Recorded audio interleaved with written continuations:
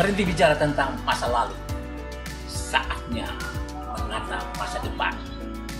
Bersama Ishak Rafiq, Direktur Eksekutif Masa Depan Institut.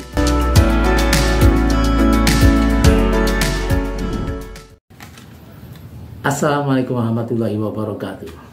Saudara-saudara sekalian, kita jumpa lagi. Anda bersama Ishak Rafiq, Direktur Eksekutif Masa Depan Institut. Panjangnya Institut Masa Depan Indonesia. Topik kita kali ini adalah Pilpres dan People Power. Ini berkaitan dengan pertanyaan kawan-kawan kita, mahasiswa dan alumni perguruan tinggi dari Bandung, Jawa Barat, yang dengan sengaja menemui saya untuk bertanya masalah ini. Apa yang akan terjadi pada bulan-bulan ke depan ini sampai Pilpres? Apakah kita akan sampai di Pilpres? Atau akan terjadi sesuatu yang dahsyat, berdarah-darah, minta korban banyak? Nah, inilah jawabannya.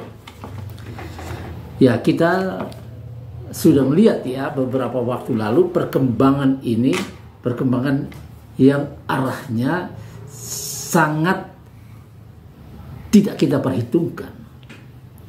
Yaitu yang pertama adalah ada petisi 100 tokoh masyarakat, kampus dan lain sebagainya, termasuk tokoh TNI ya, yang mendatangi MPR untuk minta ya kepada MPR memajukan Presiden Joko Widodo. Ini dahsyat. Bahkan mantan KSAD ya,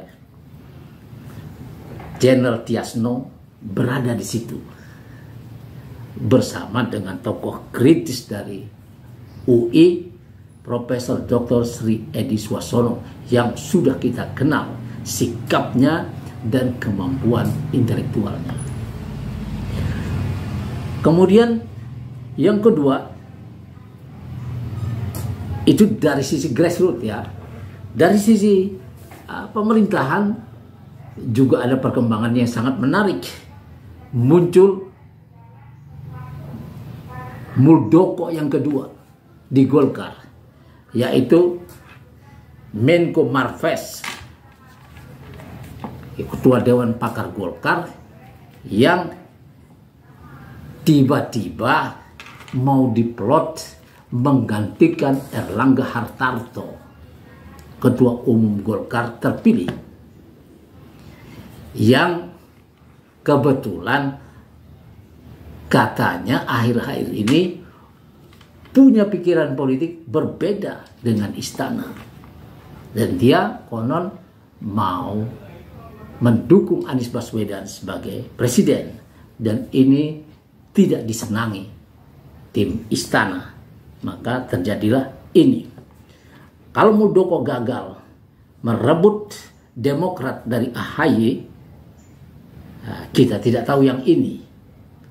Backnya juga ada, karena Erlangga Hartarto mempunyai masalah hukum dalam urusan ekspor CPO dan minyak goreng, yang juga menyangkut grup usaha besar Wilmar Group, Musimas Group, dan mungkin masih ada lagi. Nah, ini dianggap ada sebuah pelanggaran yang terjadi tahun 2021 sampai 2022. Sudah lewat sebetulnya, tapi momentum ini seolah-olah diambil untuk bukan menyelesaikan masalah, tapi membuat Golkar bisa dikendalikan. Dan karena Erlangga tidak bisa dikendalikan, maka harus ada outsourcing, dan inilah Luhut juga orang Golkar senior, tapi sekarang diplot jadi pemimpin Golkar. Kedepannya apakah Golkar akan menerima ini atau tidak? Di dalamnya banyak orang-orang yang mau menerima, dan ini sangat disayangkan karena negara ini sebagai negara demokrasi dikuyok-kuyok seperti ini. Yang ketiga, Kapuspen TNI Julius Wijoyono mencopot banner Ganjar di lahan Makodim 1013 MTW 15 Juli di Muara Teweh, Kalimantan. Apa alasannya? Katanya ini sesuai arahan dari Panglima TNI Yudo Margono, yaitu menjaga netralitas TNI. Bila TNI mulai netral, maka ini satu gejala yang menunjukkan bahwa TNI tak mau lagi dikendalikan sembarangan. Dia akan punya pilihan sendiri, yaitu netral. Dan karena netral, selama ini orang-orang yang netral dianggap musuh oleh pemerintah, maka netralnya TNI menjadi lain. Itu gejala netralitas TNI ini akan mempengaruhi Pilpres nanti. Nah, kemudian bagaimana selanjutnya? Kita masih menuju kepada Pilpres. Ya, kita lihat Pilpres. Pilpres kali ini kemungkinan akan ada dua saja pasangan, yaitu Anies Baswedan versus Prabowo Subianto. Siapa wakil dari keduanya ini kita lihat nanti, masih banyak pilihan. Tapi juga Erlangga sebetulnya punya potensi untuk maju sendiri. Dia boleh menggait PAN dan P3 untuk mencukupi 20% suara itu. Opsi ini harus cepat diambil Erlangga sebelum segalanya terlambat, atau terang-terangan saja Erlangga dekati Puan, dekati PDIP yang memang sudah sangat kecewa kepada Presiden Jokowi. Mesin politik PDIP jelas tidak akan bekerja buat Ganjar, apalagi setelah dikecewakan oleh Jokowi yang sebetulnya sudah diikuti kemauannya oleh Ibu Megawati Soekarno Putri, Ketua Umum PDIP. Tapi akibat dimainkan seperti itu, Megawati tidak akan memaafkan Jokowi dan timnya. Luhut sudah pasti dari dulu sudah membuat Mega tidak suka, bahkan membencinya. Tapi Jokowi sudah mengecewakan ini dan tidak akan dimaafkan. Sedangkan Puan Maharani sebagai orang PDIP yang memenangi pemilu, yang tidak memerlukan koalisi dengan siapapun, dengan partai manapun, sebetulnya punya opsi sendiri untuk mencalonkan Puan. Puan boleh mendekati Anies Baswedan sebagai pilihan independen. Dan ini pasangan yang ini bisa menang. Dan negara kita akan mendapati negara yang sejuk. Karena Anies dengan kemampuan manajemennya dan kesantunannya itu disenangi semua orang, termasuk yang tidak berpartai. Sedangkan Puan Maharani adalah bagian yang selama ini punya dukungan real yang luar biasa dan selalu memenangi pemilu. Nah, kalau ini bergabung, jadilah pasangan yang akan bikin Indonesia sejak 2024 ke depan sejuk. Dan PDIP akan aman karena tidak akan dikuyo-kuyo oleh orang macam Muldoko yang ketiga nantinya, seperti Golkar sekarang mendapatkan gangguan dari istana lewat Luhut. Itu perkembangan pemikiran di grassroots. Kemudian Prabowo ini sebetulnya juga punya opsi.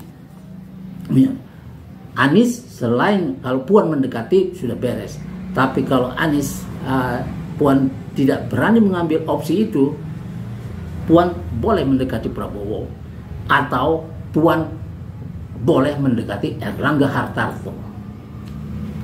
Ini pilihan-pilihan yang tersedia dan Puan harus berani mengambil opsi ini untuk mengamankan Trust Soekarno di PDIP dan mengamankan dirinya sendiri sebagai orang yang berpotensi memenangi Pilpres walaupun sebagai cawapres dulu. Setelah 2029 nanti adalah zamannya Puan. Kalau Puan berani mengambil opsi ini. Kemudian Prabowo boleh.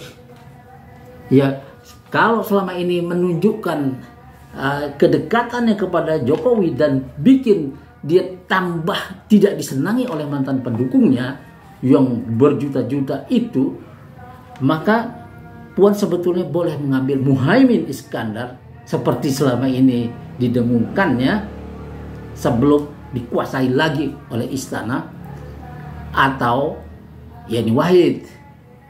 Ini boleh diambil oleh Prabowo dan ini adalah pilihan yang layak buat Prabowo.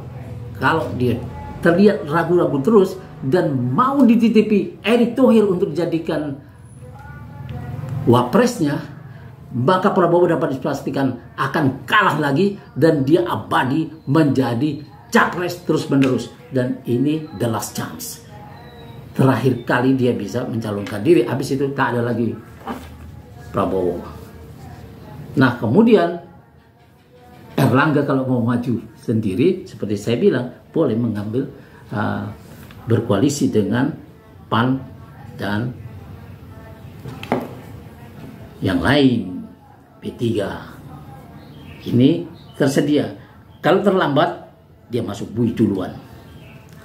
Sedangkan Prabowo, bila dia bersama Erick, ya, maka sangat riskan, pasti kalah. Yang kedua, Erick adalah orang yang tidak kinclong prestasinya di bidang yang menjadi wewenangnya, BUMN. BUMN ini rugi, bahkan BUMN andalan.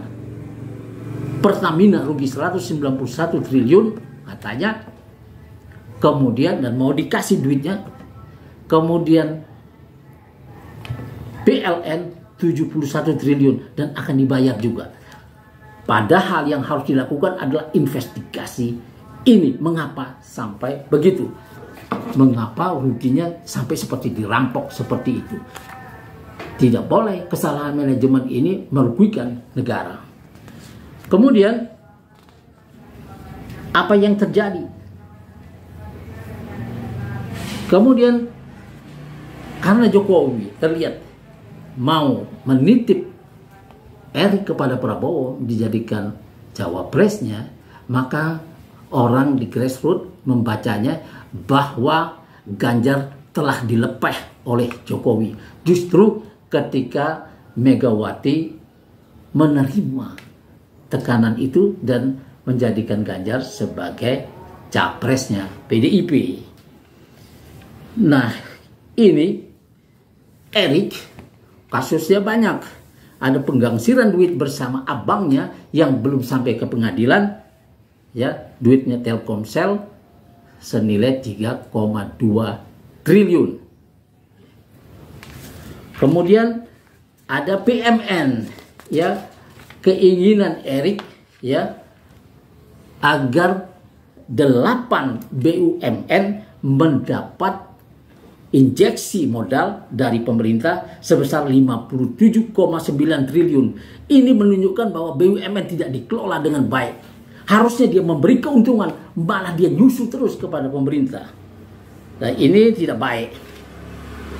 Yang dari 8 ini ada Hutama Karya yang mau dikasih 10 triliun. Kemudian ada tambahan buat BUMN Karya ini 24 triliun lagi untuk Wika, Waskita Karya dan lain-lain. Padahal Waskita Karya itu sejak 2021 sampai 2023 dianggap melakukan window dressing, membuat kinclong laporannya padahal manipulasi. Ini harus BPK harus bertindak dan KPK tentunya. Kemudian apa yang tadi? Jiwasraya rugi, Asabri rugi, Garuda rugi, Krakatau Steel rugi ketika negara sedang membangun infrastruktur. Padahal ini pabrik baja kita yang besar.